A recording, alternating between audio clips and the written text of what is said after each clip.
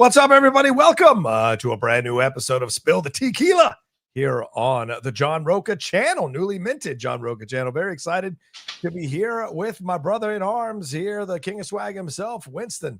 Hey, Marshall, how are you, Winston?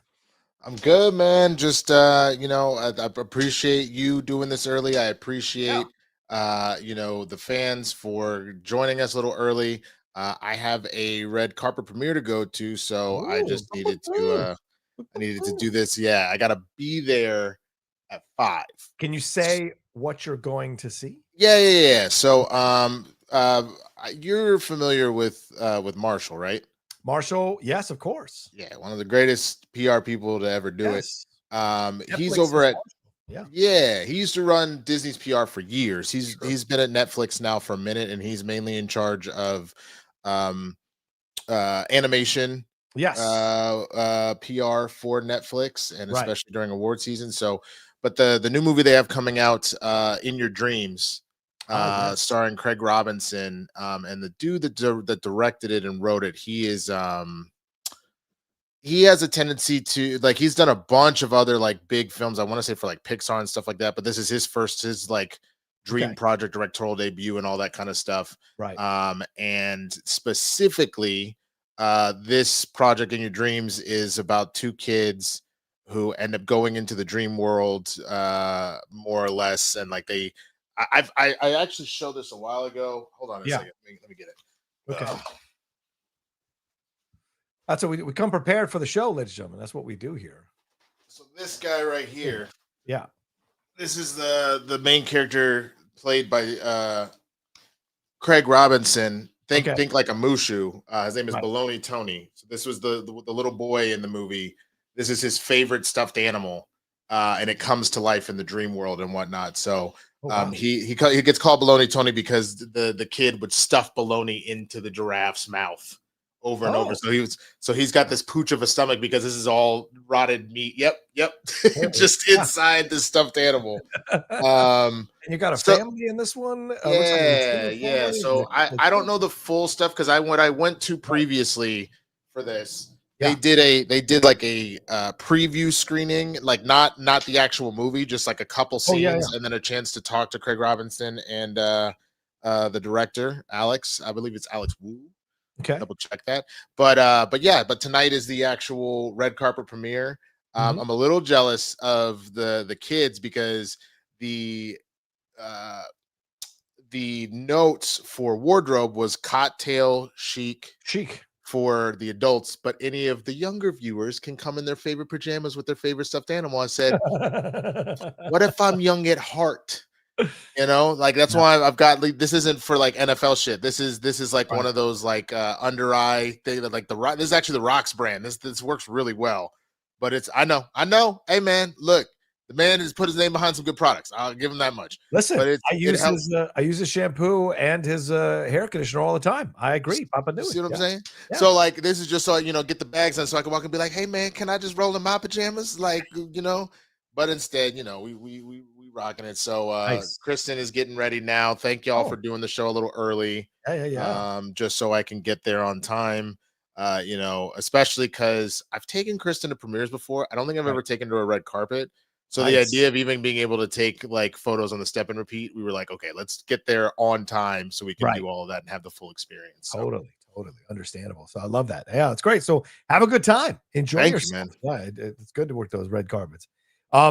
We got so much to talk to here, though, on the show. And thank you to everybody who's joining us a little bit early. As Winston said, we usually go at 4, but we're going to 3 today. We're going to get into some stuff going on in the world of Marvel, in the world of DC. We're going to get into some interesting conversation about Sydney Sweeney and some Oscars predictions, possibly. And we're going to get into, of course, the World Series game from last night, the NFL Week 8 action that happened over the weekend. So much to jump into here. And, of course, the Streamlabs and Superchats are open. Send in your love, send in your support as we go along through the show. And if you haven't subscribed to the channel, make sure you subscribe down below and hit that bell button as we go along as well. All right, Winston, since we got limited time, let's jump into it. Let's jump into a Daredevil Born Again conversation here. So much happening for this show as it's about to, kind of get going. And we're going to see some footage coming soon. Of course, we saw Jessica Jones They're being officially confirmed. A lot of people think the whole Defenders crew has come back. We shall see. But this has been an interesting situation that popped up, an interesting story here. Charlie Cox told Screen Rant just a couple of days ago what he revealed, what exactly saved the show. Remember, in the past, they had shot season one, most of season one, then they stopped midway and turned it all around and brought in a new production team who were going to do all the episodes season two. But this is what Charlie said about it, because he gave credit to John Bernthal for being the reason why this happened. He said, what I heard was when they were looking at the show and editing it and putting it together, that scene made it by one day, and that's the Punisher scene. They showed that scene to some of the higher ups at Disney and Marvel, and they were like, this is great. This is the show we want to make. And that was part of the narrative behind shifting direction and continuing what we'd done previously, which is, tell all kinds of a very dark, sinister version of Daredevil. John Bernthal wrote most of that scene as well. So we are very grateful for him, to him rather, for potentially leading us back on track. So that's crazy. I to give love to John Bernthal from Charlie Cox, who is the lead of the series. You don't usually see that in Hollywood, Winston.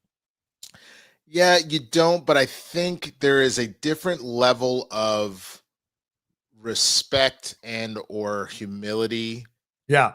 Of people that end up playing iconic characters that they get associated with. So it's not to say that Charlie Cox hasn't acted in anything else, but if I'm being honest, I don't know anything else that he's been in. Yeah. I know him as Daredevil. Right. So let me take a quick look and make sure there's not some magical thing Charlie I'm Cox? missing. Yeah, he was in Boardwalk Empire. He's been in a number of he was in this great series called Kin, which not a lot of people got to see here in the States, but yeah, he's a fantastic actor with a lot of experience for sure. Well, and to that point, like I give him credit, but if we're keeping it a buck, like there's definitely some people that you get a role and that is what you're known for. Yeah, you know what I'm saying? It's not to say that like you haven't done other great things, but that is, if you go and look at it now, Boardwalk Empire is old enough of a show, and obviously did decently well that it ran for a couple of years, but it wasn't like HBO's biggest. You know what I'm saying? Like when in the world of a game, seriously, in the world of Game of Thrones, I know I watched it. It was right after The Sopranos, and it was a big deal. But you're right; it didn't achieve The Sopranos level of achievement, but it certainly was a respected. Like if I told you right now to name 5 HBO shows, that's not gonna be like, because we're talking about it right now, you might, but that's not gonna be, you know what I'm saying? Right. Whereas he became Daredevil and the show became such a massive hit. Yes. And people were clamoring for it, and not just the show that was on Netflix, but then to revive it and have him remain the character for the MCU proper and all that kind of stuff. That is who he is just associated as, is that right? 100%. When you find a role like that, you have a tendency to be a lot more humble and to be the person that will do whatever it takes to let that grow. I think about Mariska Hargitay and how serious she has taken Olivia Benson for 25, 26, however many. It started in 99. It's been 26 seasons, but it started in 99, and how serious she took that role and has throughout the entire span of the show and continues to. Has become one of the biggest advocates for domestic violence and sexual assault and all that kind of stuff, as far as like for survivors and victims and things like that. Like, has made that her whole outside of that show, is that's what her foundation is focused on. So when you have that, I am not surprised that Charlie did that. Tom Holland is an A-list movie star, but the way he treats Spider-Man is very similar, where he's like, we're not doing it unless we have the right thing. I'm willing to listen to any and everybody that's going to bring the right stuff to it, et cetera, et cetera. The way Robert Downey Jr. was very protective of Iron Man and was even protective about coming back into this being Doom. It just needed to be done correctly, and that kind of feeling. So I'm not surprised by this at all. And I'm certainly not surprised that Bernthal would have ideas that would be good, because same thing. He is so fallen in love with the Punisher character. Yeah. He's also going to protect it at all costs as well. Yeah, and I think this is a really interesting thing. The how can I say this? The growth of John Bernthal within the Marvel Universe as this character of Punisher. The fans are the ones who clamored for Charlie Cox to come back as Daredevil, because they loved him as Daredevil in the Netflix series. And you're right, like that's what he's known for, right? Adam Jimenez mentioned Stardust. I love that movie, Neil Gaiman movie. He's the lead in that movie with Claire Danes. Right. But it was Daredevil that put him on the map. I loved him in Boardwalk Empire. He's not the lead. That's Buscemi. And so you have these things. You go, okay, where do you establish yourself? He established himself with Daredevil. That's what he's. Tom Holland, as you said, Spider-Man, same thing. That's what he's going to be known for. That'll be on his tombstone. First line in his Chadwick Boseman obituary, which is great, you know, and he's done it. But Bernthal has slowly started to become this kind of force behind the scenes. His writings, he's co-writing. I think he co-wrote the special that's coming for the Punisher. And considering the fact that he wrote that scene from the 4th episode, that's the scene that Charlie's referencing. That tells you that this guy is getting a little space within the Marvel Universe to become more of a force. He's taken it upon himself to not just be an actor, but to actually write these things. And I think that speaks volumes too. And here's Charlie giving him credit for, in essence, writing the scene, shooting the scene, performing the scene so well that it woke people up at the right time that they needed to approach this differently. And so I'm happy to see this. And I'm happy that Charlie, as I said, as the lead of a show, is willing to give grace to John Bernthal and give him love for what he did. You know? And that's, I think, what always gets me hype. As an actor myself, I prefer to see actors who aren't just in it for a check, that they are genuinely about making the art. So whether that is protecting the story, protecting the character, giving vital input, when actors branch off into directing or producing, or writing, I love seeing that, because that means that you are a part of the process and not just a tool to make it go.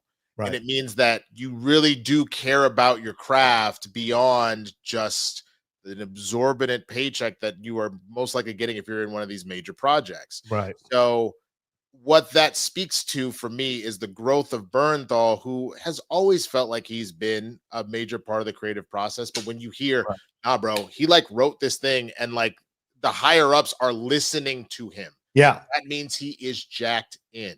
And that makes sense as to why he has been really the perfect portrayal for the character. It's been because he cares so much that he's giving his all to it. Yeah. Yeah. And, you get this, I know for me personally, one of my friends is a reader for a casting office. And I've heard stories about John Bernthal for years. And that John is one of these guys that comes in, he's very respectful to all the people who read with him, who are associates or fellow actors if they're looking to do some kind of matching.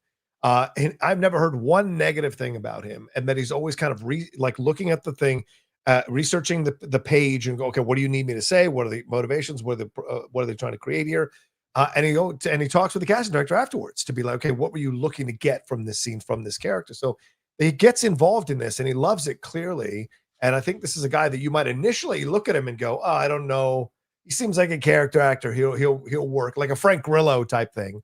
But clearly there's much more going on. And look, Frank's got some things going on too, but like John Bernthal really has these things going on. Hosts a podcast, writing this stuff, certainly be directing very soon, more and more, performing these kinds of things. So he's got this kind of energy to him, a creative energy to him that you might not initially think when you look at him, but when you start to read about all this stuff and see how people are gravitating to him and wanting him to do more and more, that tells you that people enjoy working with him and that he gets what he's doing and he's driven. And I think that's a positive in our business when so many people are caught up in making sure they're the center of the attention.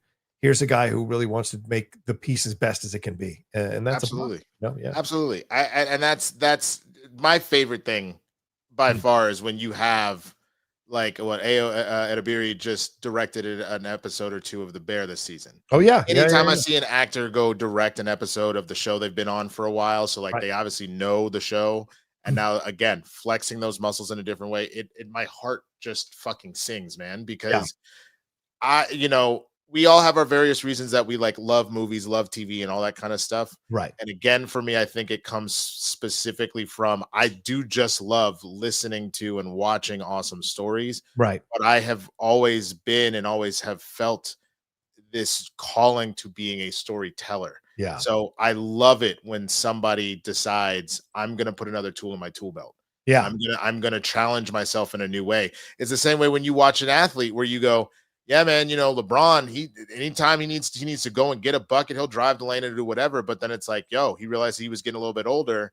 He learned how to start hitting like long range jumpers. Right. Like that's the type of thing you go, damn, you love what you do and you were pushing yourself to live. I love that shit. Right. Right. Yeah. LeBron went in the offseason and figured out how to do post moves, like all these things, every criticism. Dude, Wemby right now, Wemby is probably already the greatest player in the league. That's insane to say. Yes. And I heard someone give that take, and then I went and watched the highlights back of the Spurs Mavs game to start the season. Oh yeah, bro, he clearly hung out with the dream with Hakeem Olajuwon. Oh yeah, because he was pulling all of his moves, his spins, his all sorts of shit.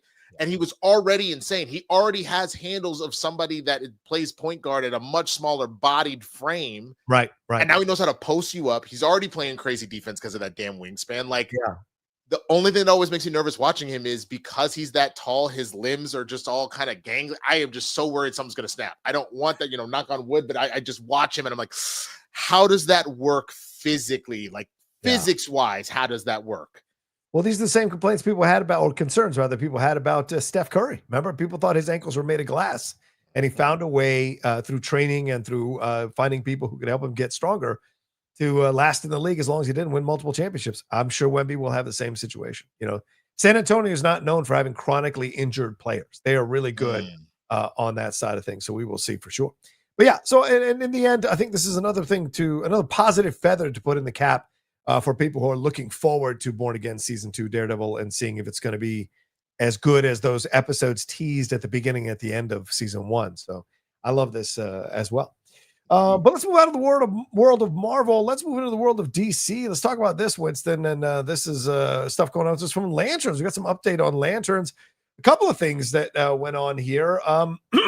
Aaron Pierre in a men's health profile, as if you don't feel bad enough about working out. Here's Aaron Pierre in a men's health profile. He revealed that he was shooting Rebel Ridge when the news that he would no longer star in Blade came his way. He said, I remember being cast in Blade, feeling elated, but they took a step in a different creative direction. I was no longer a part of it. But he is now obviously going to be in Lanterns, and showrunner Chris Monday describes the upcoming series as much of a buddy cop show as a superhero show. And he said, our show is in a lot of ways about replacement. When someone should step aside and when is it time for the next person to take the reins? That push and pull between those two characters is really important. So much of the power that John has is by not taking the bait. Understand that you lose your power if you're yelling and screaming. That's what we're trying to convey. He knows he belongs, so he doesn't have to overcompensate. There's a real balance there that's just innately inside of Aaron. He's big. He's an intimidating presence just physically, but there's a softness to him. There's a thoughtfulness, and you can't teach that. That's some fascinating description of an actor from a showrunner like Chris Monday. What are your thoughts on this stuff that they're saying about how they're approaching Lanterns itself and how Aaron Pierre is approaching the role of Jon Stewart? I mean, I just have to start off, Aaron Pierre, that's Mufasa. I am as straight as an arrow, bro, and that man makes me question things. That is a sexy man. It's in the eyes, bro. It's in the fucking eyes. All that being said, I talked about Rebel Ridge. I thought that I actually thought that would have been an A+ movie if it weren't for the ending. I thought everything that was happening up until the last 5 to 10 minutes. Yeah. I was like, damn. Yeah. Damn. Get him, son. Ooh, you evil bastard. I was like, this is fantastic. And then the ending happened. I said, what the fuck? So if I'm getting the same energy and the same kind of commanding presence, but like you said, the softness that's there, because that's the interesting thing about Jon Stewart is, obviously he is this Marine. He's a hard ass, but he does have a softer side to him that comes out. Right. I need to see hard ass Marine most of the time and then let that shine through because of a love interest or because of, care for the neighborhood. Like, I'm most familiar with stories with Jon Stewart, either books where he is trying to wrap his mind around being essentially a space cop, having come from the hood and seen horrible stuff, or the Justice League cartoon, the Justice League Unlimited cartoon, same thing. Hard ass, except when it came to Hawk Girl, who he loved, but then went back to hard ass when he was betrayed by her. Like, you know what I'm saying? I'm trying to see that, and he definitely has the chops to pull that off. Yeah, I think so too. And I love the fact that this is an interesting approach to this show, because everyone's saying, oh, it's a grounded show, it's a murder mystery, it's a true detective thing. But now we hear from Monday that it's about exploring, when is it time to let go of power? When is it time to hand over the reins of something and let go of the position that you had? And that's a fascinating thing. It's clear that means Hal Jordan and Jon Stewart. Hal Jordan's been doing it for a long time. It's time for Jon Stewart to take over. What are the battles between the two? And I love that he's kind of like going against the cliche where you would have them yelling at each other like, you won't let go. You're not ready yet, but you need to let go, but you're not ready yet. You know, it's more a matter of like, he's got to deal with how Jordan is dealing with losing his position because Jon Stewart is now moving into that position, right? Last night we saw Aaron Rodgers, or a couple of days ago, we saw Aaron Rodgers versus Jordan Love, essentially the same fucking thing, that the Packers realized it was time to move on. Aaron was mad at them for moving on to Jordan Love, essentially Jon Stewart, and they moved him out and he went to play for Pittsburgh, and look how shitty he played. But first to New York, and that, you know, first New York, right? Haskell can probably tell us about how well that went. But that the thing about that's funny to me. I'm like, how mad can you get, Brody? Because think about it. Your girl that you got with the Packers, she did the same thing with her ex. Yeah, right. So why are you confused? Like, went and put you on the back burner when she was still with her mans. Yeah. And then he started acting all funny. And then she said, you know what? I'm done with you. I got this new young thing I'm going to go roll with. And so then they did the same thing. I remember the night when Jordan Love got drafted and how mad apparently Aaron Rodgers was. And I was like, Brody, again, the same thing was done with your start to your career. But the truth was, it was the right choice, because even if he had an MVP season, I want to say a year, 2 years prior to him leaving. Yeah. Time was up. Like you were declining too quickly, and he's not playing at an elite level right now. He's playing good. He's playing about middle of the pack, but it's enough of what the Steelers need to be where they're at. Right. That's a diversion over the NFL. If we swing it back over to Lanterns, what this is interesting to me about, it's maybe not a shouting thing, but it makes me think that we're going to end up with a Hal Jordan that goes parallax on us. Because if it's this idea of not letting go of the power, that's kicking in. That's the fear of not letting go of the power. And Jordan, typically, whenever he had the world go sideways on him, is when he got real bloodthirsty and started killing for rings, and ultimately went parallax and all that kind of stuff and became the villain. So I would not be surprised if, I don't think we solve it by the end of this season. Right. I don't know if it's a mini series or if they're going to do multiple seasons, but I would not be surprised if Kyle Chandler slowly devolves into the darkness and by the end of the show becomes a main antagonist we have to deal with, if not in the next season of Lanterns, in whatever we're doing going forward with the DCU. Yeah. I would love that, because I think, the thing that's fun about great comic movies is when you get great actors to play the villains, right? And I think it could be something really interesting if you've got a Lex Luthor, you've got a Parallax, you've got a Brainiac, you've got all these villains on the DC side of things who are formidable. They need to be formidable and damn good actors lining up against your heroes who are also formidable and damn good actors. That could lead to an incredible battle as you get down the road. If you do Crisis on Infinite Earths or whatever, it's going to be fascinating to see if that's where they all lead to, if James Gunn gets enough time to do all that. So yeah, I'd love that idea as well. Yeah. And yes, I am aware that the main reason he became Parallax was because his city got destroyed, but it depends on what story you're talking about. In the Injustice side of things, he doesn't go Parallax, but he does go Yellow Lantern, because same thing, he starts going with Superman and ruling by fear, because now he's terrified to actually stand up for goodness himself. Like there's a number of different ways that he's either become a Yellow Lantern or become Parallax. If they decide to do it this particular way, because they've implied that he's got his Carol here, maybe Carol ends up they're dying, or ends up a Star was Star Sapphire, any number of things that could push him to the dark side. And especially if the idea is, bro, it's time to hang it up, like, it is time to let it go, like, and to pass it on to the next generation. And we've talked about this with the political talks we've had. Yeah. You know how ageist I've become of this idea of people not letting go of power and passing it on to the next generation. And not, because you are then hampering them from being able to grow on their own. Like, you are not coming to terms with the fact that your time is not infinite. And I know that's a scary thing. It's something that I have to deal with every single day, even just in my late 30s. I can only imagine what it's like in your 60s, your 70s, your 80s, etc.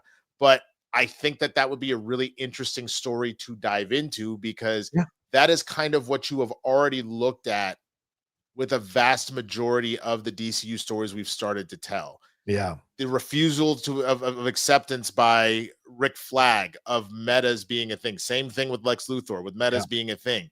this idea of your time is up, Hal, thank you for your service, and not accepting that. I think that that's going to be a consistent through line for a lot of these stories, which will be interesting. Especially as we see a president who's teasing about not being able to let go of power and fabricating a third term somehow by some legal loophole or whatever, you know. So yeah, the idea of hanging on to power and the terribleness it can lead to as well. Yeah, it'll be interesting to see how they explore that in the world of DC and Lanterns. Oh, but Aaron's here now. Aaron has something to say. I heard you going to a premiere, man. Hey, yo. Hey, tell Kristen stay home, man. Take me with you to the premiere, man. Hey, that's Mufasa, bro. Like, what you doing? Like, what are you doing to me? Like, come on, man. Come on, man. Like, it's not even like that. And yet somehow it's not even like that. It ain't even like that. No. But listen, let's move on to because you're going to premiere. Let's move on to some movie stuff as well. Let's talk about this, man. You got to see Christy last night with Sydney Sweeney playing the role of Christy Martin. I just got the screener today, so I will be just before we got on the air. So I will either be watching it tonight or tomorrow at some point here at the house. But a lot of people have come out of the movie praising Sydney Sweeney, including my co-host on the Hot Mic, Jeff Snyder, and other people, and saying she might be a shoo-in to be nominated for Best Actress. So tell us your thoughts on the movie if you can, without spoiling too much, because I know you're probably doing a review. But what your thoughts on Sydney? Yeah, it's all good. I think that it was an incredibly well done movie. Okay. It took you on a roller coaster ride. I didn't know anything really about Christy Martin. Okay. I had heard the name. I had actually heard Christy Salters more than I had heard Christy Martin. Gotcha. And so that's when I started to connect the dots a little bit, but I didn't know her story. And so getting to know her story through the movie, I thought that the director and the writer did a very good job of giving us vital information and helping us understand the times. Yeah. For those that don't know, that Christy Salters, aka Christy Martin, is gay. But was closeted most of her career, and if anything was very vulgar in the way that she talked to women, but that's because she grew up in West Virginia. She grew up with a very conservative family. She was told multiple times, you got to stop doing that shit. So this person's a family man. If you're going to work with them, you need to just stop it, just whatever. Yeah. So all of that is very well told, and I think that if you wanted a biopic about your life done, this is the type of shit you would want to see. Mm-hmm. And specifically for those that don't know, like, her husband was not only abusive but attempted to kill her at one point. Yeah. And so you have the scenario as well of watching that play out. But what I think was very powerful is the focus on the film really was about how she was a fighter. So even in those dark moments, how her perseverance helps her push through. Right. All that being said, I think what this movie did, I was hoping that it was going to elevate my thoughts on Sydney Sweeney's acting capabilities. Right. I think what it actually did is just reaffirmed what I've always felt. Okay. I have always felt that when she needs to go to an emotional high, I actually think she's one of the best to do it. She is very, I think about her in Euphoria and how insanely distraught that she was the entire time, and the breakdowns and the passion and all that kind of stuff.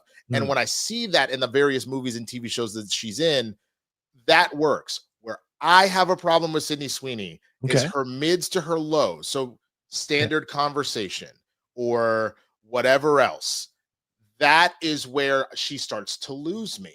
So a lot of times during this movie, I just didn't believe it. I just didn't believe her. Like the moments where she's really impassioned, she's in the middle of a fight, she's talking about getting ready for a fight. I was like, oh shit, she's a fighter, bro. Like the combination she's throwing or the desperation to get, promoters to take her seriously. I was like, holy shit, she's there. But then she'd be having a standard conversation with somebody, and I would literally come fully out of the movie and be like, what the fuck? Or because West Virginian. So there's this accent. The accent is there sometimes. The accent's not there other times. It was just these things where I was like, I think she did the best to her ability. But she reminds me a lot of, you see a quarterback, you see a pitcher, you see a guard that the things that I think of like James Harden, where James Harden scoring all day, crazy threes, what the hell, but then not really playing defense. Yeah. Not necessarily the person you go to for the last shot per se, you can, and he does have that dog in him, but like at times his temper can get in the way, stuff like that. I'm not saying she has a temper tantrum or nothing, but that level of missing in that acting ability, it just hurts. Like I think about Anybody But You. Glenn Powell was essentially carrying the whole team on his back, though. Like he was acting down to her, in my opinion, except for when she was super heightened. When she was super heightened, it worked. When they were just supposed to be bantering back and forth, that was all Glenn Powell. And unfortunately, in this, I think she will get the nomination because it's a biopic, because of the stuff that she does do well. But I don't think that she would win. I think that there have been other performances that could beat her out. I think Ben Foster might be a shoo-in not only for the nomination but to win. Wow. He was a fucking creep. He was infuriating. He was terrifying. The roller coaster ride that I went on ended up being less about Christy and more about Jim Martin, the husband played by Ben Foster, who the number of times I wanted to punch through the screen and hit him in his just goober ass, creepy ass little motherfucking face. I wanted to slap the people around for not helping Christy out. I was like, oh, Ben, you did a good job, bro. Like, I hate you. He crushed it. Yeah. And so I said this to you in a text last night. It feels like I'm watching Dreamgirls and Beyonce thinks this is how she's going to get her Oscar. But Jennifer Hudson, we got to actually see as the true star here. Yeah. I think the same thing is going to happen with this film, personally. You think Ben Foster is the Jennifer Hudson? I think Ben Foster is Jennifer Hudson and Sydney is Beyonce. And so, yes, Sydney is out here promoting it the same way Beyonce was promoting Dreamgirls, but this became the vehicle for Jennifer Hudson to become Jennifer Hudson. I think this is going to, like, Ben Foster's done a lot of really good work over the years. Yeah. But I think this is the thing that he goes, oh, dude, he's going to start winning awards just because of this performance. Yeah, because I think he was nominated for 3:10 to Yuma, where he also played a pretty villainous guy a few years ago. And he's a great actor. You know, people forget he was Angel in X-Men The Last Stand. Yes, he was.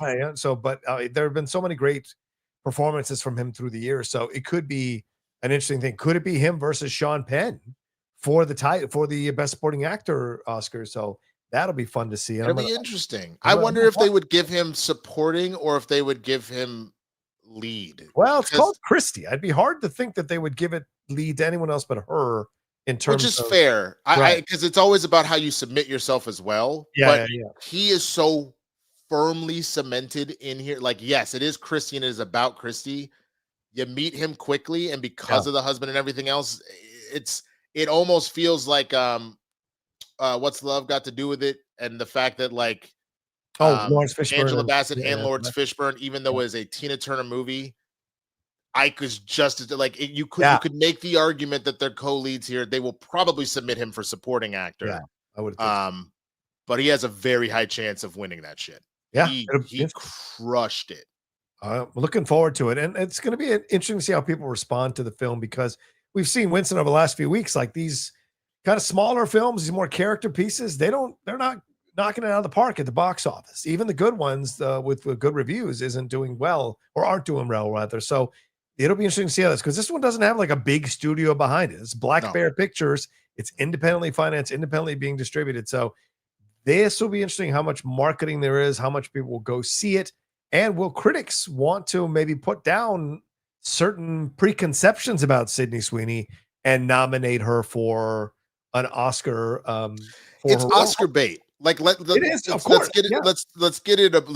it a spade, man. Like the story they chose, the things that she did do acting wise, she did phenomenally. I can admit that. But it's a 285, 3 touchdown, but 5 turnover game that, you won, but damn, that was at times bad, bro. Like I sometimes I was like, how did you throw that one too? Like what? Like that is what I found myself doing when she was throwing an 80-yard bomb for a touchdown. I'm like, what precision? But then when it was a quick slant and she got picked off for a pick six, I'm like, you know better than that. So for me, it would be those moments again where like she's upset, so her accent is fully gone. Like it is fully gone, and that's the only point where like I then look to both the director and the editor, and I'm like, how did you not catch that? Or are you telling me that in those moments she just couldn't maintain it. You know what I'm saying? In which Right. case, okay. So that's all. It just that was where this roller coaster ride of a movie went. I genuinely thought it was a good movie, and I left conflicted because I felt that her performance was uneven at times. So she's like the Justin Fields to Ben Foster's Brees Hall. Ben Foster's Brees Hall, who's doing all the work for the Jets to help them win. But Justin is the one taking the credit at the end of the game, which is that's kind of why I went with like the 5 interception thing. I was thinking of Jared Goff. I was honestly thinking of Jared Goff. When Jared Goff is balling, he's balling, but when he's up, he's up. And I it's more that where like, Ben Foster was both Sonic and Knuckles. He was Gibbs and Montgomery, bro. Just out here bounding, and Amon-Ra St. Brown. He was all three, bro. All three. I like it. Is there any other Oscars talk? You wanted to talk a little Oscar stuff ahead of time. Is there anything else you want to kind of highlight? Because I know I've seen some stuff. I saw House of Dynamite this week. I liked it. I know it means that Jeff and I are going to have fight on the hot mic about it, but I really enjoyed it. I thought it was damn good, and I like the ending. I like ambiguous endings. And I thought I thought Frankenstein was stellar. I think Oscar Isaac should absolutely be in contention. I also think Jacob Elordi should be in contention for best supporting actor in that movie. He was excellent. Christoph Waltz was great. My only complaint was Mia Goth, who I thought was miscast in the role, and then the role wasn't as strong as I was hoping the role would be. But I thought Frankenstein should be in contention for best picture even. I thoroughly enjoyed that. If you guys haven't seen it, I'm sure it's coming to Netflix in the next week or two. I think you guys are going to enjoy it. A lot of people seeing it in the theater already enjoying it as well. And what do you got? I mean, just looking, I pulled up Variety's like early predictions, which I guess they put out on the 23rd. Already saying that the best picture nominees will most likely be Avatar, Fire and Ash, Frankenstein, Hamnet. It was just an accident. Marty Supreme, One Battle After Another, Sentimental Value, Sinners, Train Dreams, and Wicked for Good. Wicked for Good for sure, based off of the stuff that I've heard and already what the first Wicked did. Right. Sinners for sure. One Battle After Another for sure. Did you see Marty Supreme? I have not seen that yet. No, it hasn't screened here yet. So okay. I haven't seen that. I don't think that as good as Christy was, I don't think Christy will be in that conversation. Right. Let me actually pull, because I've been taking a media 2025 list here. Let me see if there's anything else I think that got missed. Begonia comes out this week, and a lot of people think Begonia could be in contention for something like Emma Stone. Could be something. Both that and what's his name, dude? Jesus Christ. Yeah, Jesse. How is he so good? Yeah. And also at the same time, like there's nothing, I would never say anything about his ability. His ability is like like I don't get how good he is, but it's just interesting to me because I diehard fan of the Friday Night Lights show, and I just think of him as Lance. I'm just like it's like Ryan Gosling. You see him in Remember the Titans, and you go, that ain't gonna be the big lead going forward in the future in Hollywood. And damn if it wasn't. You just never know. It's absolutely crazy to me. But let's see, of the stuff that might sneak in here, I actually think that there is a world potentially where Channing Tatum gets a nomination for Roofman. Maybe I don't know if I don't know if it'll get the Oscar nomination, but he might get like say a Golden Globe. Nomination. Yeah, maybe. I don't think that he'll get the Oscar, but I do think he could get the Golden Globe. Yeah. I'm trying to think who else here off of you look at Chalamet for Marty Supreme, DiCaprio for One Battle After Another, possibly Ethan Hawke for Blue Moon, which I haven't seen, and I don't know. I think it might be out now. Michael B. Jordan for Sinners, and then Wagner Moura, the guy from Civil War, and Dope Thief on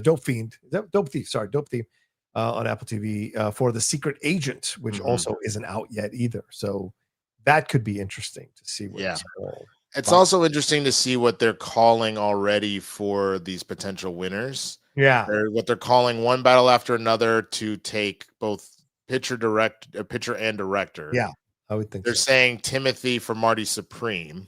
Mm-hmm. For actress, they're going Jessie Buckley for Hamnet, Cynthia Erivo for Wicked for Good, Kate Hudson for Song Sung Blue, Renate Rensve for Sentimental Value, and then Amanda Seyfried for The Testament of Anne Lee. Yeah. I haven't heard of any of those except for Wicked for Good and Hamnet, so it'll be interesting to see ultimately where that goes. Well, the And Song then for Sung Blue is the one with Hugh Jackman, where he's a Neil Diamond impersonator, and him and Kate Hudson come together. Premiere was a couple of days ago, and it's gotten a lot of positive reviews out of the premiere. So I'm curious to see if it really works, because I'm a big Neil Diamond fan. So to see this kind of part of the movie, and Kate Hudson, it's interesting. Clayton over there at Variety was like, "Have we been underappreciating Kate Hudson because of what she can do here?" And I'm in my mind of like, no, I think the public appreciates actors exactly where they're at most of the time correctly. And that actors get better as they get older. That's kind of how it works. Just like athletes, just like anything else. The more experience they get, if they're remotely good at what they do, they get better. You know, and I think Kate Hudson has finally kind of achieved good actress status, just like Jennifer Connelly did, just like Kim Basinger did. You know, Connelly with career opportunities, it's a lot of Labyrinth, it's frivolous stuff. Fucking Requiem for a Dream is when she showed up, and everyone's like, "Oh shit," you know? So, So what then? Supporting actor, they've got Benicio del Toro for one battle, Paul Mescal for Hamnet, Sean Penn for one battle, Andrew Scott for Blue Moon, and Stellar Skarsgård for Sentimental Value. I think Sean Penn sweeps that easily, and I think you can replace.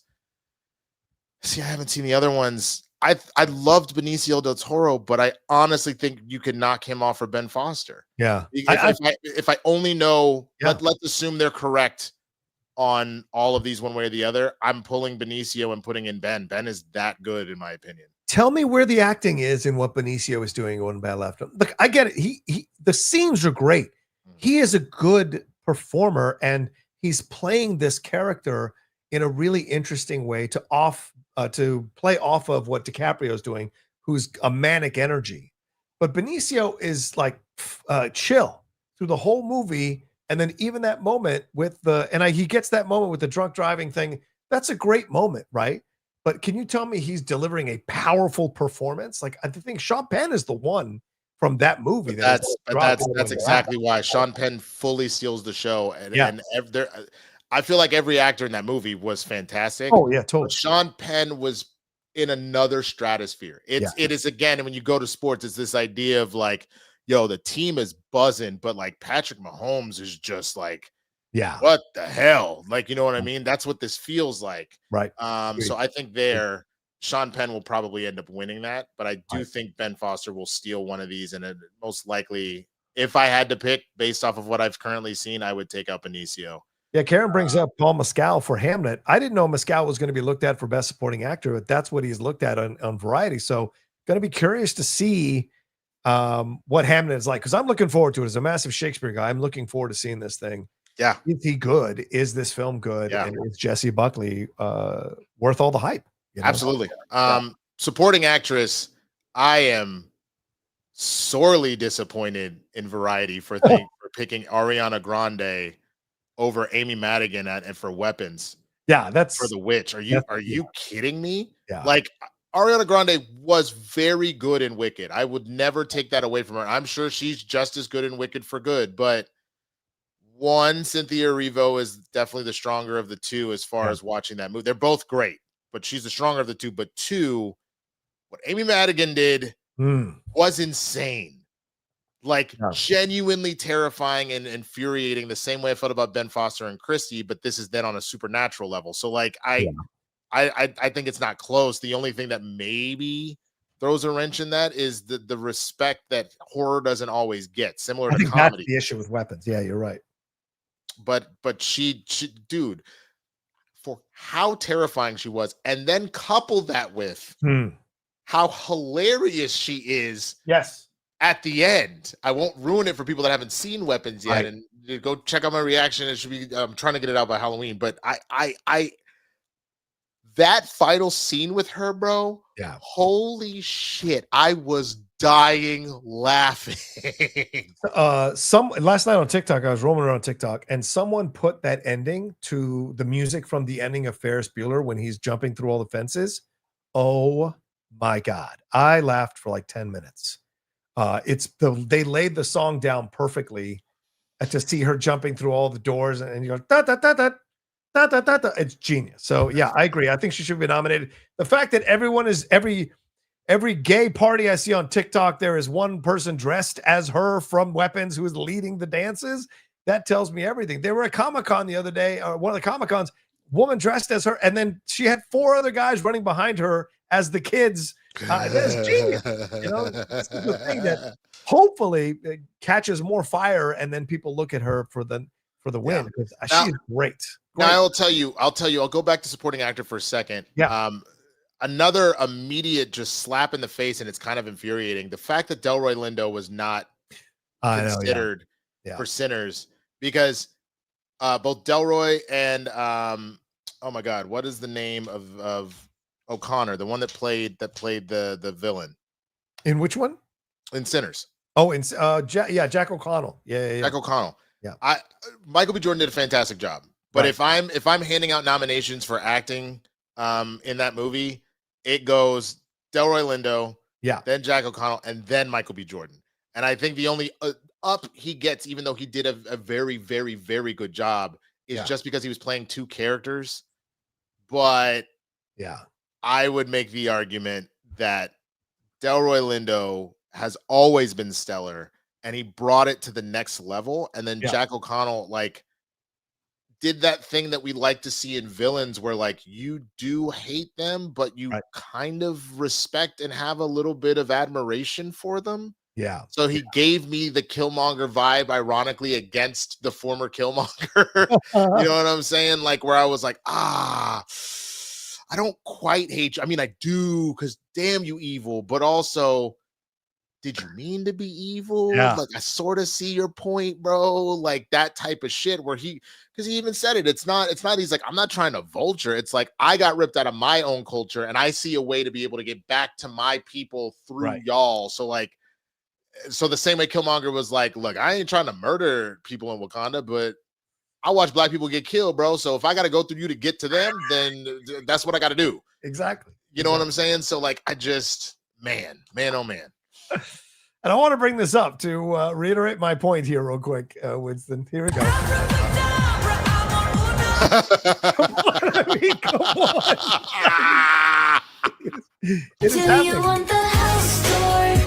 I can take you to the first, second, It is happening, y'all. It is happening, y'all. Here it is. This is the Comic-Con one. Look. Watch out now. People running behind her. Do they ever explain why they run like that? I know. They never do in the movie, which is kind of part of the mystery, I think. So, yeah. Look, you got little kids. So this one Wednesday is like a normal day for the whole school. I don't know. Christ, but today was... Oh, yeah. So, anyway. Fucking Aunt Gladys, bro. Scary. But yeah, I'm also curious, the last one, and unless there's other ones you want to talk about, the 2 screenplays. I think where Sinners will win is screenplay. Yeah. I think so. I think that there was a high probability that Coogler could have maybe snuck out a director one until One Battle After Another came out. Right. And then it's not to say that he didn't direct the hell out of that movie. Yeah.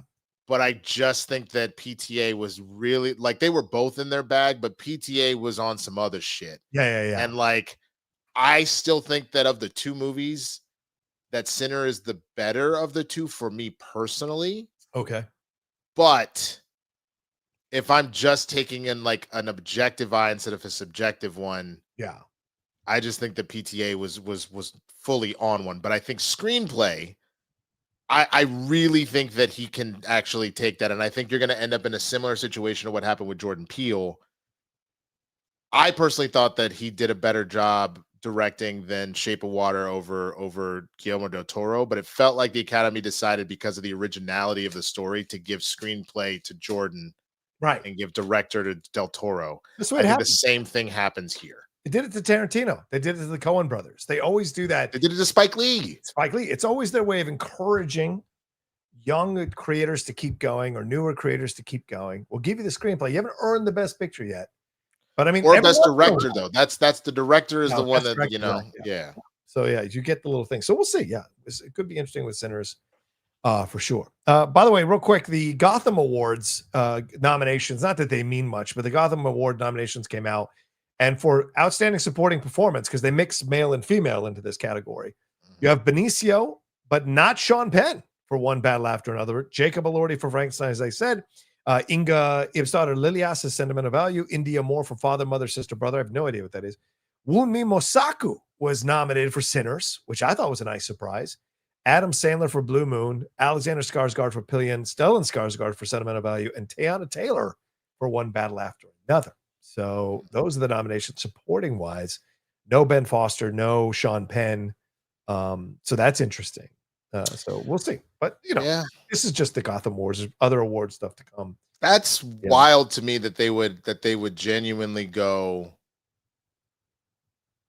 Benicio over Sean Penn. Yeah.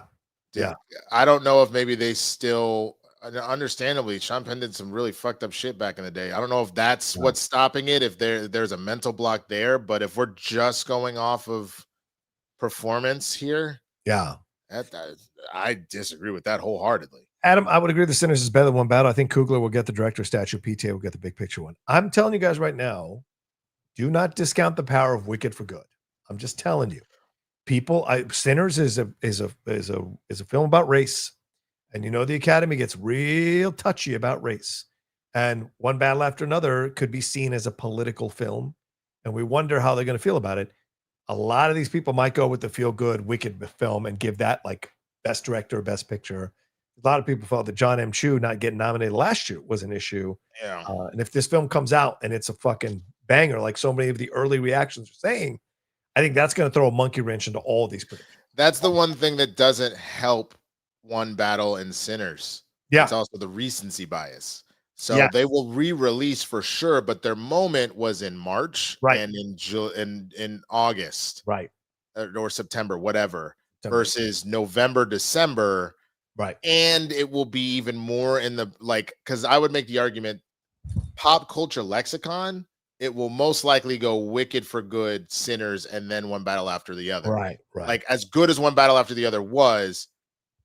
That is not it doesn't have that popular movie appeal, and Wicked for Good has not only the popular movie appeal, but it is supposedly incredibly good. You know what I'm saying? So you have the kind of both working in your favor. We're in for a heavyweight fight for the last 2.5 months. It's going to be crazy. I saw Adam Naiman in the Ringer a few weeks ago go, you got to give PTA the best director Oscar, or it means nothing. The award means nothing, and that I always think is bullshit. To say 3 months before the other films have come out.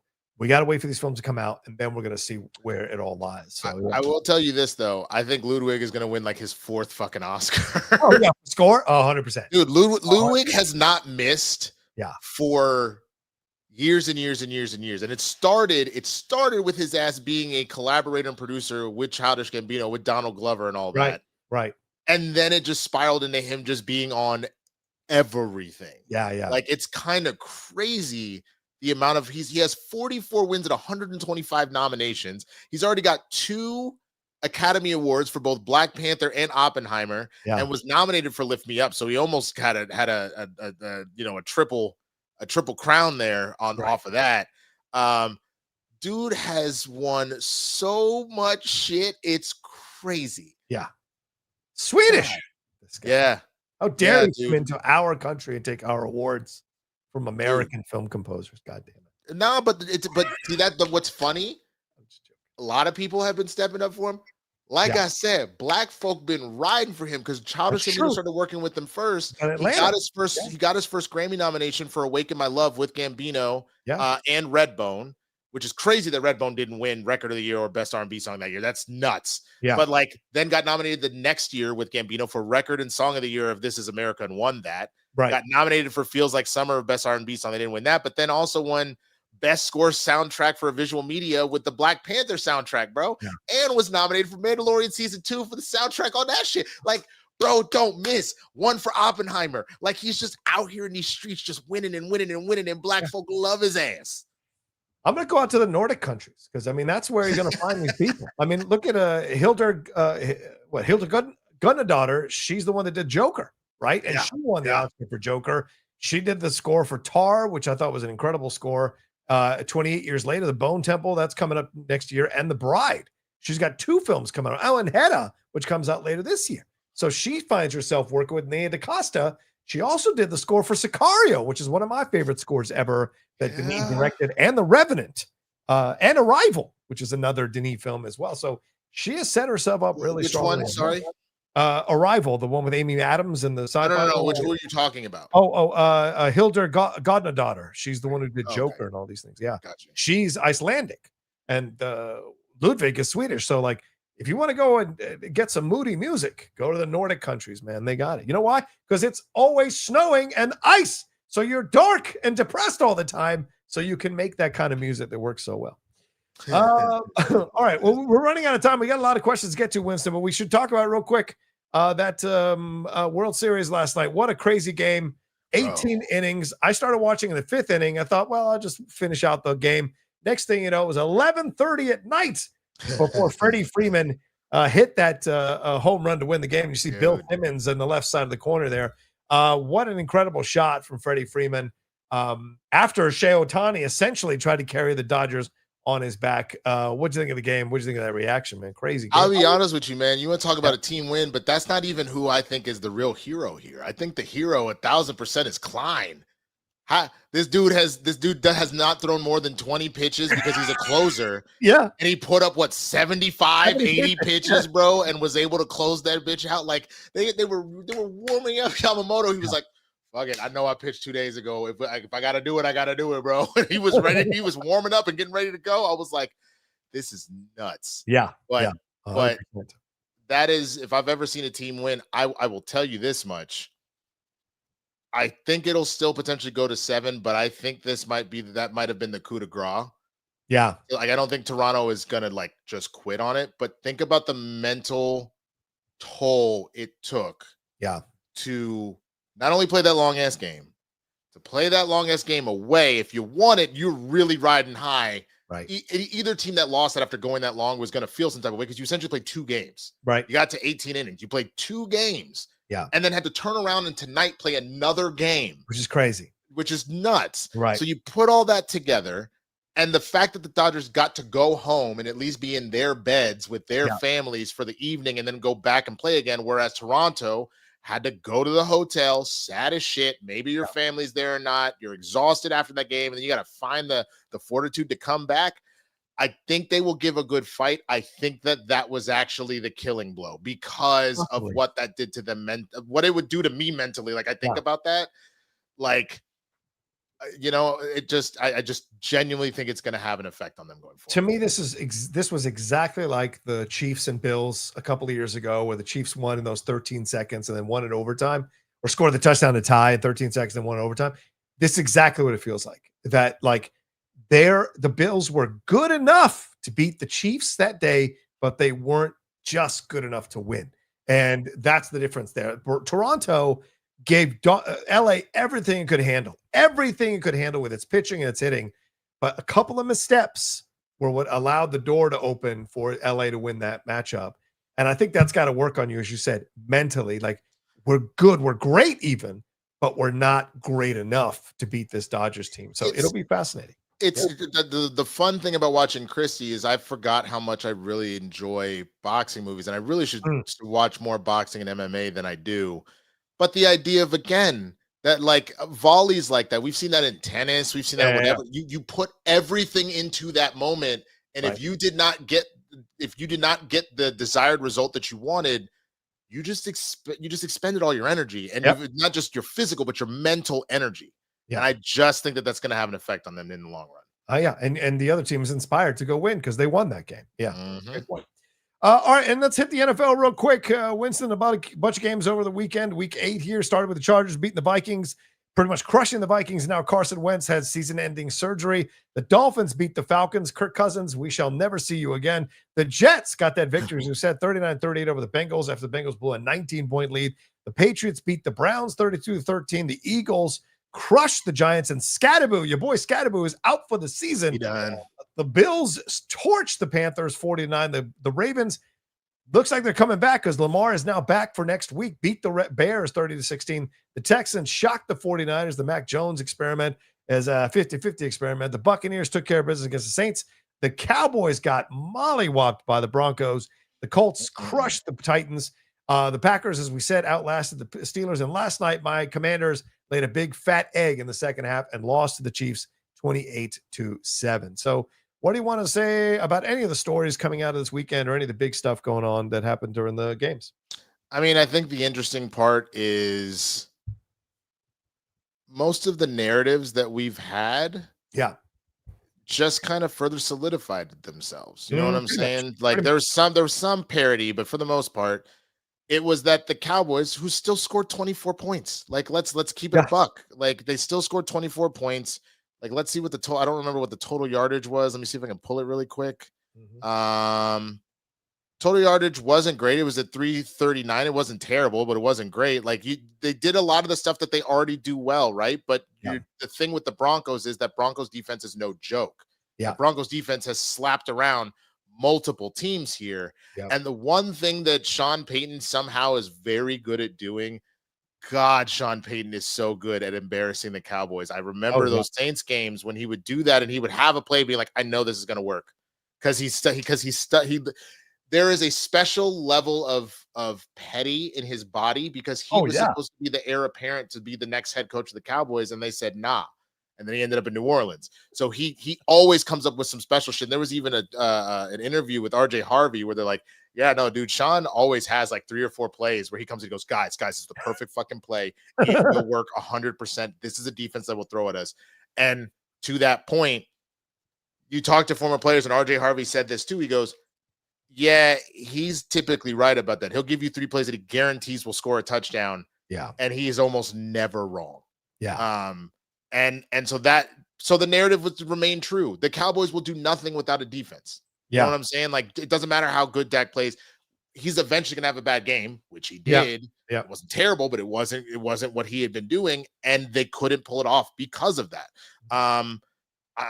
The Patriots have proven that they are a real threat and that Drake May is a very real MVP contender and that the Browns are not good and that they should play Shedeur Sanders. But I guarantee you at this point, Kevin Stefanski hates Shedeur Sanders. It has to be. A buck. It has to be, right? He hates him and it will not play him if he can avoid that at all. And I'll be honest with you, I hope at this point, for the sake of Shedeur, so they don't do some fuck shit where they're calling bad plays for him or screwing him over, I genuinely hope don't play him until the last 2, 3, 4 weeks of the season so he can get on tape, and then the Browns can not be assholes, let this man walk and let another team see Shedeur's talents and go, shit, man, we need a quarterback. Yo, let's pick up Shedeur. Let's trade for Shedeur.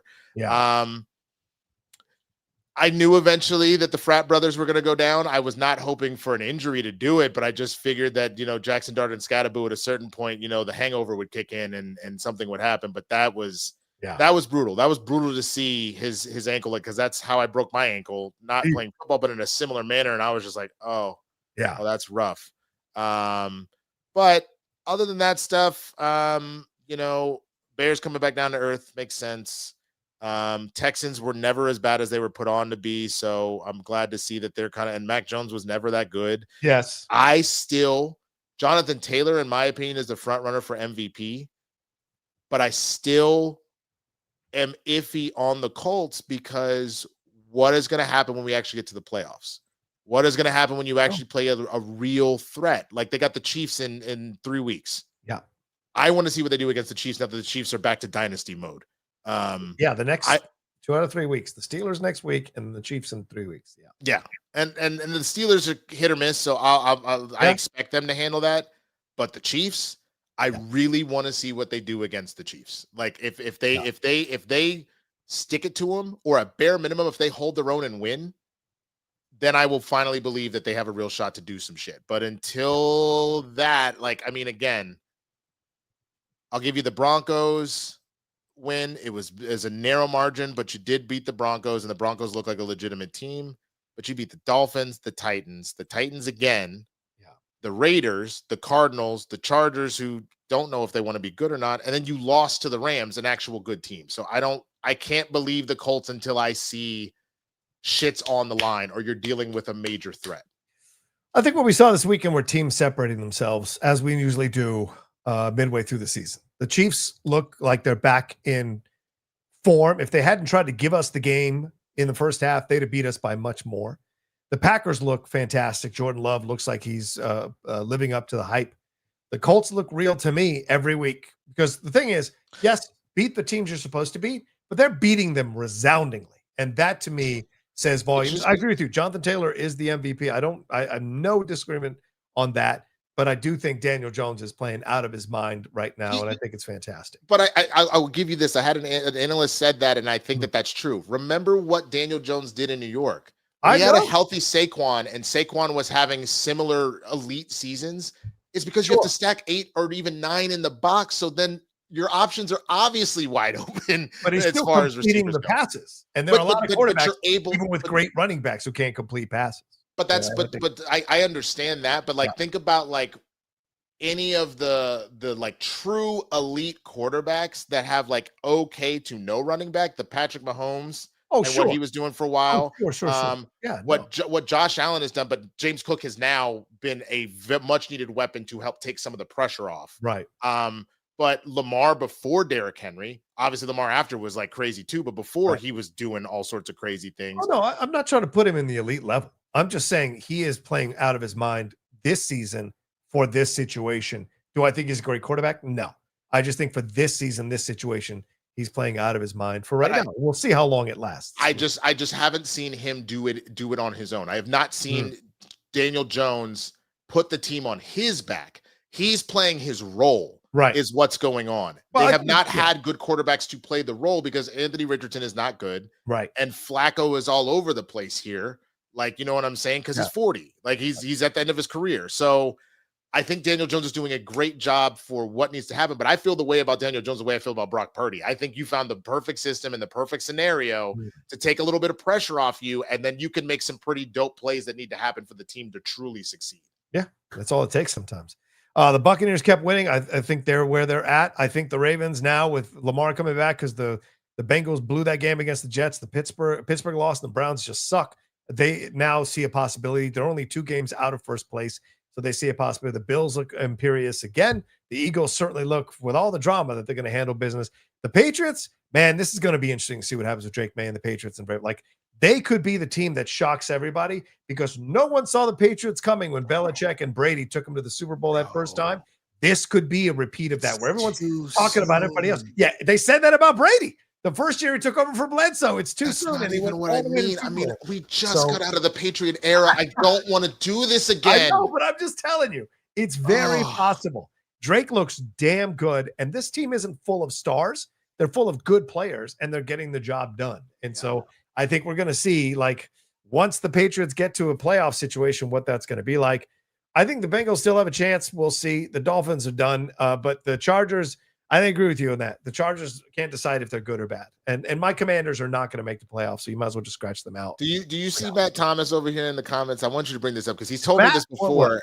I know what's going on in the locker room. I know Shador doesn't deserve to start. Even I want him to start. So here's what I need to tell you, though. What's going on? Here's the deal.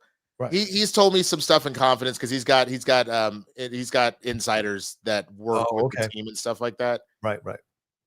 Regardless of if that's what's going on, then instead of this kind of weird back and forth and everything else, then let the kid sink or swim. And then all of this shuts up. Agree. All of this shuts up. But instead, the way Stefanski talks about Shador in press conferences, you've lost all credibility that this is anything other than some sort of petty ass like vendetta against Shador and or Dion. It doesn't matter what is actually going on at the core of it. The optics make it look like, because the Browns have done this before with Baker and with ODBJ and with everybody else, and then you paid Deshaun Watson's ass. They constantly make bad decisions. And whether or not one of those players are immature or has done something themselves to deserve a little bit of being shat upon for what they're doing, the Browns always are the ones that look like they're in the wrong because of how they handle things. Regardless of if they're right about this, they are wrong. You know what I'm saying? Even when you're right, you're wrong. That's what I'm saying. We will see. But yeah, Shador should just play. I mean, but I understand you want to see what you got in Dylan Gabriel as well. What you got in that short little midget? I forgot. You can't use that. No, I apologize. I apologize. That was very wrong. That was old school shit. Let me walk that back. I am sincerely apologize. They're obviously going to cut that out whenever they clip me out and shit. Of me saying immediately that was completely inappropriate and I shouldn't have said that, and clip that out, and I feel really bad. I genuinely think about Drew Brees and Russell Wilson because it's a similar thing, but they show talent immediately to do something. What has he shown? I don't know. That's the thing. Yeah. There's nothing that Dylan Gabriel has shown that I said, yeah, I have a lot of faith in him. But I think here's the difference, though, because I think if Shador comes in and he shits the bed, there are going to be all these people that go like, well, the Browns suck. They're no good at developing quarterbacks. But if Dylan does it, Dylan sucks. So you got to be consistent. If Shador comes in and he sucks, it's because Shador sucks. Yeah. Dylan is playing against behind the same O-line with the same weapons. And if he sucks, then Shador sucks too. It's very possible. And that maybe what we need for both of them is to not be on that team, because I just think that the Browns suck. Their line is so bad. I agree. Not that Flacco all of a sudden became like Mr. Magic, right? But he is playing significantly better behind a competent O-line that the Bengals have put together because they kept getting Joe Burrow hurt. Right. You know what I'm saying? So like give the quarterbacks an opportunity to have a competent O-line and then an actual number one receiver, because as was called out by a number of analysts, Jerry Jeudy is just a guy. Jerry Jeudy ain't who you mean at number one, dog. I know. So we'll see. Week 9 is going to be real interesting. A lot of good matchups in Week 9 as well. And as you said, we're heading towards that Colts versus Chiefs matchup in 3 weeks, which will be a lot of fun to see. And already Aaron Rodgers is turning on the Steelers, pushing on his lineman last week, yelling at his team this week. And then trying to own the moment with Jordan Love at the end there. So you trust me, we're about maybe a game or two away from Aaron Rodgers imploding on the sideline, yelling at Mike Tomlin. Put money on it. Put money on it. All right, let's get some questions because I know we run out of time here. Winston, Doug Developer is in here. Says, "What's up, Doug?" He says, "Because I'm a nerd. Here's a list of who made NFL top 10 quarterbacks in the Super Bowl era and their coaches when they were rookies. Spot the odd coach out. Staubach with Landry." Walsh with Montana, Reeves and Elway, Shula Montana, Holmgren, Favre, Mora Manning, Belichick, Brady. I would say Mora Manning is the odd one out, don't you think? They made the Super Bowl his rookie year? These coaches when they were rookies. Here's a list of the coaches were rookies. Yeah, here's a list of who made NFL top 10 quarterbacks of the Super Bowl era and their coaches when they were rookies. Spot the odd coach out. I would say Jim Mora for sure. Probably Mora. Because all those other starting guys to become Belichick at this point, though. The way he's going out, you're not wrong. Yeah. Shit. Doug agrees. I think Moore is by far the worst in that list. Manning was the only quarterback to overcome a mediocre coach to become elite. Yeah. Okay. Fair point. Yeah. I'd have to look at that one a little bit more. Sean Brennan, hey guys. Oh, Sean showed up. All of us. Casey's winning, and all of a sudden Sean shows up. Went into hiding for 6 weeks. And then all of a sudden, after the tackle that turned the tide, he just wants to show up out of nowhere. Hey, guys, who would be your top 3 MVP candidates halfway through the NFL season? Going to shock you guys. I'd go Jonathan Taylor, Drake May, Sam Darnold, and then Mahomes at 4. No, I agree with the first two. I would say Taylor, May, Mahomes, and then Baker and Dak tied at 4. Okay. Darnold does not. No. The Sam Seahawks Darnold? are winning, but Sam Darnold is not playing MVP football, in my opinion. Right. I think he is playing very well. Right. But I think there are people that are outshining him by a large margin here. And so that would just be my picks. What about you? Here's the spot track on this. Mahomes at plus 150. Josh Allen still in the mix.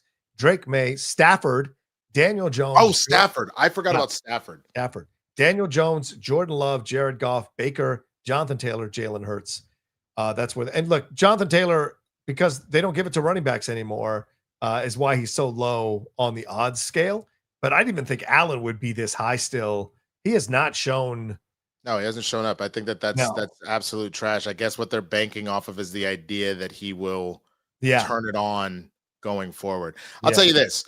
If we get like last couple years Lamar Jackson and he somehow turns this team around and they like go and take the division and all that shit. Oh, maybe. I think it's not even a question. If we get the same performance out of Lamar that we had the last few years and he brings them back, it is clear who the most valuable player is because you missed him for like 4 weeks and now all of a sudden he drags your team into the playoffs and wins the division. Oh my God. How many games do you need to play to qualify for MVP? Is it 10 or 8? I don't actually know. Because I mean, that would be the only issue with Lamar is because he's been out for a few games. Let me see, to win MVP in NFL. There's no minimum game requirement. There's no specific number of games required. Wow. But he only missed four weeks, which is a month. That's a season, a sizable amount of time. However, if you turn this dumpster fire around, because you have the worst defense, you and the Cowboys are playing looky-loo for who has the worst defense in the league.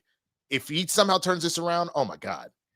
It says here, recent MVP winners have all been on teams with at least 13 wins in a 17-game season and have been conference number 1 or number 2 seeds. So that'll be interesting. It's rare to win while missing many games, and their performance must be dominant in order to be considered. So yeah, we'll see. You might be right. Good dark horse. Derek Johnson, thank you, Derek. Very kind of you. Good to see you in here, brother. Always nice to see you, my man. Thank you so much. You are the best. Appreciate you. Yeah. I am too like Cam says, fat L to the Commanders, and you already know, Winston, go Hawks. Why does he enjoy watching us? Because he likes to talk shit. He's probably delusional enough to think that Sam Darnold is also an MVP candidate right now. Like, nah, bro. The Seahawks have never won a Super Bowl, right? They've been to Super Bowls, but they've never won a Super Bowl. What?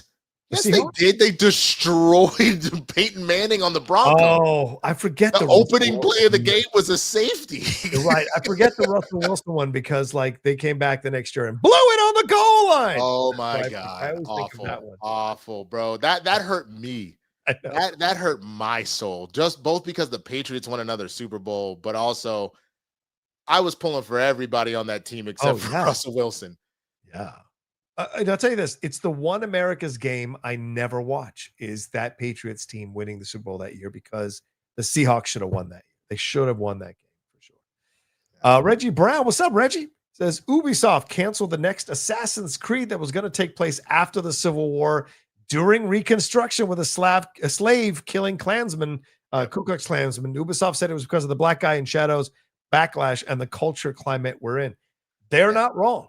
They're not wrong. That's sadly infuriating. Yes, because I'm sorry, killing Klansmen is now a bad thing. Yeah, they are like essentially, without having a government backing them, they are the American version of what the Nazis were. Yeah, kind of. They went around just torturing people that aren't white, straight Christians. Yeah. And especially black folk. Like, what the fuck, man? And we're protected by the police, and we're protected by the local governments. Because they were the police and the government. And they were because you want to talk about a secret society that the only secret that they had was who they were under their damn hoods. Otherwise, they were out in the public just willy-nilly setting black people on fire. Like, that's insane that we decided that is a controversial game to have. But yeah. But I mean, to be fair, Assassin's Creed Shadows came out the sales figures this week that it underperformed. It didn't sell as many. That Ghost of Yotei, which I own, and I own both, by the way, Assassin's Creed and Ghost of already outsold Assassin's Creed, and it's only been out 2 or 3 weeks. So unfortunately, that's the horrible truth going on right now. There's such hatred towards black people, hatred towards black content, hatred towards people of color. It's so fucking exhausting that we have to keep repeating this nonsense in this country over and over and over again. Get the fuck over it. Oh, it's just so exhausting. It is. So my heart breaks. My heart breaks, honestly. Michael Miles says Damson Idris fueled T'Challa's speculation after posing with Angela Bassett and Denai Guerrera at the Wakandan-themed Vogue World runway show. Coincidences or soft launch as the new Black Panther in the MCU? He fits right in with that. Man, I wish people would come over and watch the Blur Breakdown on Mondays and drop all these damn super chats, because that was the leading story, god damn it. Hey, man, what can I tell you? I feel the same way. I feel the same time when I see Christian super chats. So, it's the game. It's right. The game. Just Rocha over here talking about, hey, man, that's the game, baby. The game, Outlaw. Trump has been doing it longer. This whole thing with I don't know if I think it's fun is what it is, and I think Angela and Denai, it's about supporting other black characters, other black creators, other black creatives, and so I think being seen with them is maybe their way of kind of pushing that forward, but also kind of a tongue-in-cheek wink and nod to the people who've been saying Damson should be the guy for Black Panther. We'll see, but remember, Bassett is dead. So, you know, in the film. So I don't know if you want to be seen with her in necessarily is that pushing it forward. Oh, Angela, the Queen Ramonda. I mean, yeah, it's fair. You never know. We're gonna get variants, bro. We're gonna get Secret War. We may get a Queen Ramonda from another universe, and that's her son. That could be. Because we saw the early artwork that came out a few months ago. It showed a Black Panther from another universe, and it could absolutely be someone like Damson Idris for sure. Yeah, we will see. I want an Idris Elba Black Panther. Like Who beat the Bills? Somebody's over here talking about beating the Bills. Who's beating the Bills? I don't know. I would love to know who they're referring to. Paul says, I want Assassin's Creed Django. I do too. That would be sick. I would totally F with Assassin's Creed Django. Duck Developer is back again. It says, with the number 1 pick in the 2026 NFL draft, the New York Jets select John Rocha or Winston A. Marshall for quarterback. Would either of you guys pull an Elway? Yes, I would not go play for the Jets. Also, I'm a shitty quarterback, so I would never have been a quarterback. I don't know about. I just don't want to live in New York. So I feel the way that the dude that didn't want to go to the Utah Jazz, I'd be like, nah, I'm good. You know what I mean? Like I don't want to live in New York. I like to visit New York. I could never live there personally. Well, they play in Jersey, so you could live in Jersey and go play in Jersey. But I mean, sure.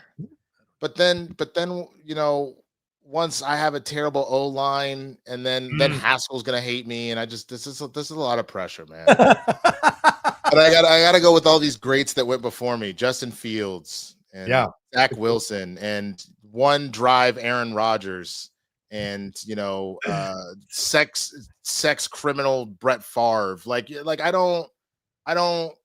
There's just a litany of just wonderful, talented people. Yeah, I know. I gotta say, what were the Jets quarterbacks through the years? Chad Pennington, remember Pennington? I remember. Sir getting stabbed a lot for getting drunk and trying to harass people in their cars. You know, Mark Sanchez. Like, you know what I'm saying? Oh, Sanchez. Woof. Ken O'Brien is about when I started watching the Jets. Then Boomer. I remember Boomer Esiason on the Jets for a while.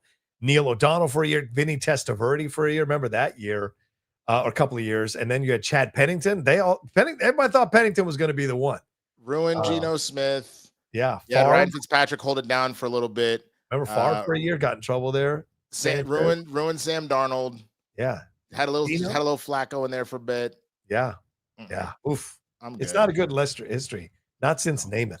It's not a good history. Only one, bro. Only one. Seahawks, only one Super Bowl. All right. Well, there you go. Anything else, Winston? Anything you want to talk about? Are we good? Shall we wrap up? Anything you want to hit on? Plug it, and I gotta get out of here. Okay, let's go. Thank you. Go ahead, Winston. Take it away. Yeah, you can find me at the Swaggy Blurred on all platforms, man, especially here on YouTube on Mondays. That's what I was talking about. The Blurred Breakdown, the pop culture show for when you need to know, see what happened was. I broke all that down. Go back and watch the episode. I broke down the David Zinger shit. Goddamn it. But I also put out my Christy out of the theater reaction. If you want a little more in depth, and I'll probably do a review a little bit later. I will be putting out an out of the theater reaction for In Your Dreams later this evening. So keep an eye out for that once the social embargo is done. Wednesday, so tomorrow, Blurred's in the Hood, myself and Jay Washington. We had the Blurred-a-thon this past weekend. It was a lot of fun if you want to watch the playback. But we will be back tomorrow. Nice. And then Fridays, Capes and Cows, myself, Christian, and Chris Carr over on the Christian Harlov channel, as well as the Demon Slayer reactions. We're finishing up season 1 of Demon Slayer this weekend. And then next weekend is the start of season 2. Or we got the last 2 episodes on Saturday. The first episode of season 2 on Sunday, and we're doing the first movie that came out, Mugen Train movie, next weekend. So nice. Keep an eye out for all of that stuff. I greatly appreciate you guys and the support, and I'll see you on the flip, man. We got one more. Sorry, Winston. Fantastic. Hey, Tequila dudes, I'm loving the Oscars talk, but there are instances where a movie will win Best Picture, but the other movie was more entertaining. Pinocchio is one example. It won, but Puss in Boots was the way more entertaining one. Do you have any examples where a film won the Best Picture? Yeah, I would say Do the Right Thing. Much more entertaining than Driving Miss Daisy. So 1,000%. I would just have to think about it. Like, what was the year that Get Out was in the Oscars? Or Dark Knight, even, for God's sakes. Dark Knight, yeah, for sure. Give me 1 second to pull Then the other one we have is from Tim.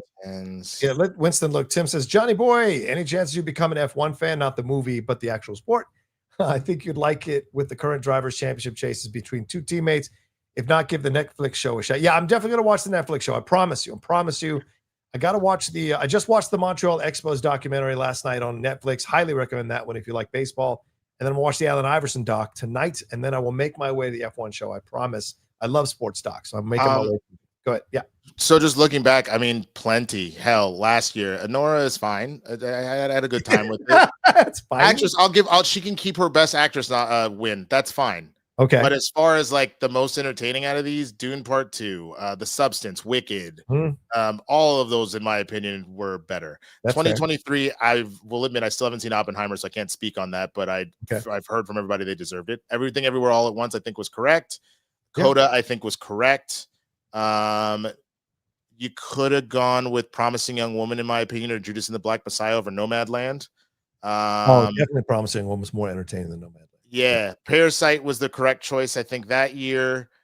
Black Panther, Black Klansman, Bohemian Rhapsody, Vice, A Star Is Born are all better than Green Book. That is Crash all over again. Get Out 1,000% should have won over The Shape of Water. I don't think that this was close. Like, it was Shape of Water, Call Me by Your Name, Darkest Hour, Dunkirk, Get Out, Lady Bird, Phantom Thread, The Post, and the 3 billboards outside of Ebbing, Missouri. Let me tell you something. Nobody still talks about any of those movies except for Get Out. And I think that should say something about a Best Picture, even if it's a very artsy film. Yeah. It was full lexicon and was a top tier movie that is still at 97% on Rotten Tomatoes and shit. What year was that? 2017 award. So it came out in 2016. Okay. And then finally, just to go one more back, I think they got it right by fixing it with Moonlight. It's just funny how that went down.